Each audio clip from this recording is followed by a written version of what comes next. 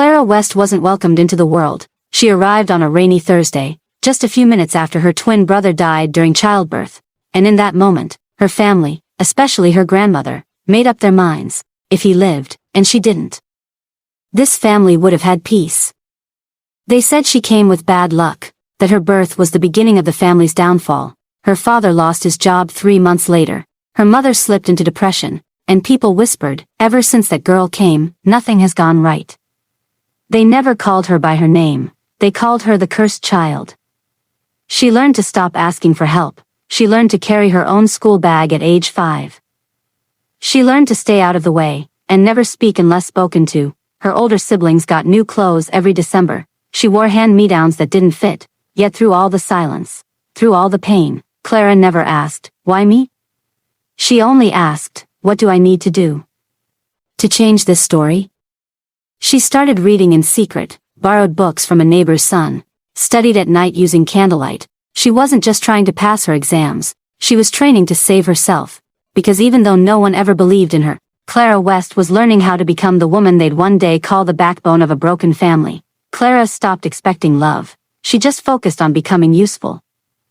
She cleaned before being asked, learned how to cook by age 9. She helped her siblings with their homework, even when they mocked her. She was invisible, until she wasn't. At 13, Clara passed her junior school exams with the highest score in her entire school. They announced it at assembly.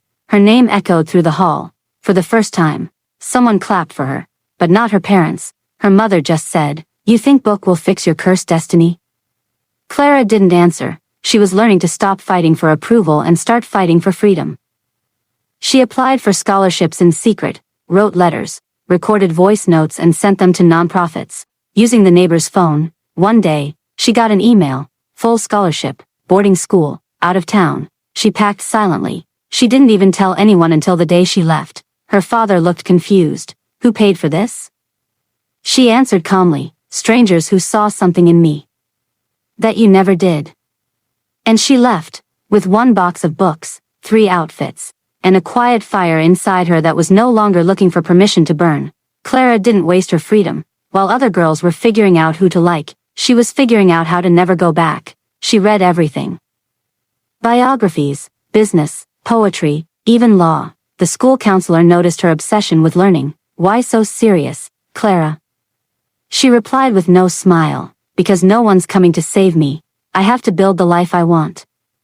She took extra classes, learned how to use a computer, started volunteering at events to observe how successful people walked, spoke, carried themselves. At 17, she launched her first blog. No one read it at first, but she didn't care. She wrote like the world was listening. Dear girls who were never picked first, your silence isn't weakness. It's wisdom waiting to bloom. Her words traveled. A youth NGO reposted it. Then a women's page shared it. Suddenly, people were asking, who is this Clara West? The girl they once called cursed was becoming a quiet revolution, not with noise, but with value, with voice. And back home, her family still never called. But that didn't matter, because Clara wasn't just free now, she was found. They hadn't spoken her name in years. Clara West. It was like a word they buried, too ashamed to say aloud, too bitter to admit they were wrong, until one Sunday morning, her older sister turned on the TV, and there she was, Clara, in a tailored suit, on a morning talk show, telling her story with calm grace. The banner read, from outcast to author, the girl who refused to break. Her mother dropped the spoon she was holding. Her father said nothing, just stared. The same girl they once said ruined the family, was now on TV saying things like, you can survive what you don't deserve. Your value isn't tied to the people who couldn't see it. Sometimes, being left behind is how you learn to fly. They watched in silence. Somewhere in that house, beneath the pride and shame and confusion, that they finally whispered her name again, Clara. But back in the studio, Clara wasn't thinking about revenge. She was thinking about that little girl with hand-me-down clothes, who dreamed of writing stories big enough to rewrite her own. Everyone thought she'd come back to show off, to prove a point, to make them eat their words. But Clara wasn't bitter. She was busy. Too busy writing her second book. Too busy managing her speaking tours. Too busy creating a mentorship program for girls who were just like her. She didn't have time for revenge. She was too deep in purpose. and when people tried to drag her back into her past, she simply smiled and said, "If you're not watering what I'm building, please don't speak on what I'm growing." She lived in a modest apartment filled with books and soft light. She still cooked for herself, still journaled every night, still whispered thank you to God before falling asleep. Clara never chased the spotlight. She let her consistency do the talking, and it spoke louder than pain ever could. Clara had just wrapped up a mentoring session when her phone rang. It was a number she didn't recognize. Out of habit, she ignored it. But then it rang again, and again. On the fourth ring, something in her spirit said, "Pick up." She answered. It was her sister, her voice, low, trembling, soft in a way Clara hadn't heard since they were kids. "Clara," Mom collapsed. Silence. Clara didn't know what to feel. Was it anger, fear, pity? She hadn't heard from any of them in years, but she still knew her way home. She packed a small bag, wrote a note to her assistant, and boarded the 6:15 train. The ride was quiet, but her mind was loud. Would they pretend nothing happened? Would they apologize? Would she even know what to say? As the train pulled into her hometown, Clara looked out the window and whispered, "I didn't come back to reopen wounds. I came back to see if love could survive history." Clara stood in front of the house, same chipped paint, same creaky gate, but everything felt smaller now, like the place lost its power. She knocked, no answer, then the door opened. Her father, gray hair, tired eyes, and for the first time ever, speechless, he stepped aside without a word. She walked in. Every wall still remembered the silence she grew up with. The floorboards creaked like they recognized her pain. Her siblings were gathered. Her sister hugged her. Her brother looked away. And in the room at the end of the hallway was her mother, oxygen mask, worn face, tears in her eyes before Clara even spoke. Clara sat beside her, took her hand. No anger, no accusations, just breath and quiet forgiveness. Her mother whispered, "I was wrong. I was hurting. And I took it out on you." Clara didn't cry. She just nodded slowly and said, "I know, but I healed anyway." That night, she slept in the same room she once cried herself to sleep in, only this time she wasn't broken, she was whole, and finally, they could see it. Clara didn't plan to stay. She packed for 3 days, max, but something in her heart said, "Don't rush this part."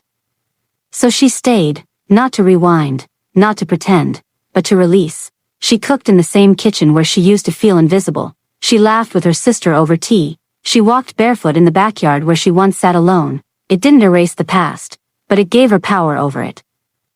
Her father watched her from a distance. One evening, he finally spoke. "You become something I never imagined, and I'm sorry I never saw it coming." Clara smiled, not bitterly, but gently. "I didn't become this to prove you wrong. I became this to prove myself right." And that night, as she tucked her mother into bed, her mom whispered, "You're everything I prayed I'd be brave enough to become."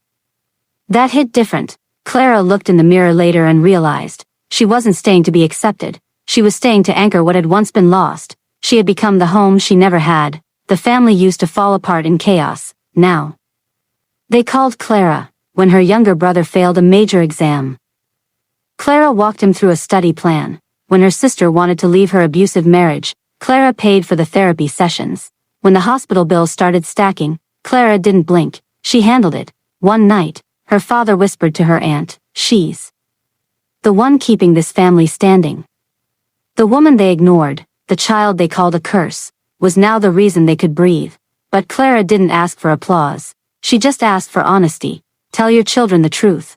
Tell them that even when the world calls you broken, God still writes beauty from ashes.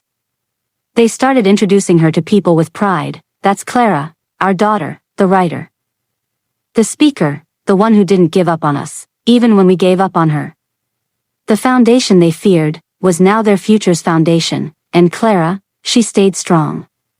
Not for validation, but because she finally understood, greatness doesn't shout, it serves. People always said Clara was born with a curse, but the truth, the curse was their vision. The curse was how they saw her. They looked at strength and called it rebellion. They looked at purpose and called it pride. They looked at independence and called it disrespect. But Clara, she looked at their rejection and turned it into resilience. She looked at the silence and created a voice. She looked at abandonment, and built a life. And one day, she stood in front of 1,000 young women on stage. She told her story, and said something that made the entire room fall silent. You don't need revenge. You don't even need an apology. All you need is to remember that their opinion is not your identity. The crowd stood, tears in their eyes, hands in the air. Backstage, Clara sat alone, smiling, not because she proved anyone wrong, but because she finally believed what she whispered to herself for years. I was never cursed, I was chosen, to break the cycle. And she did.